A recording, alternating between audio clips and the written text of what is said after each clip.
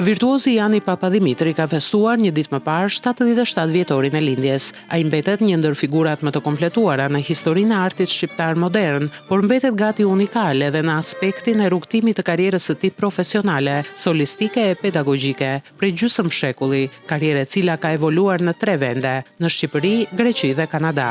Violinisti dhe kompozitori Jani Papadimitri ka lindur në një familje artistësh. Nëna e tij ishte piktoria e parë shqiptare, e mirënjohura Sofia Zengo Papadimitri, ndërsa babai, skulptori ksilograf Akile Papadimitri. Edhe vllai i tij, Vangjush Papadimitri, gjithashtu është një ndër violinistët më të shquar të shkollës shqiptare të violinës. Mjeshtër Papadimitri ka qenë për një kohë të gjatë koncertmaestër i orkestrës së teatrit, operës dhe baletit dhe më pas drejtor artistik i këtij institucioni deri në fund të viteve 80. Më pas emigroi në Greqi, ku punoi si violinist në orkestrat më kryesore të vendit fqinj e deri në momentin e emigrimit në Kanada.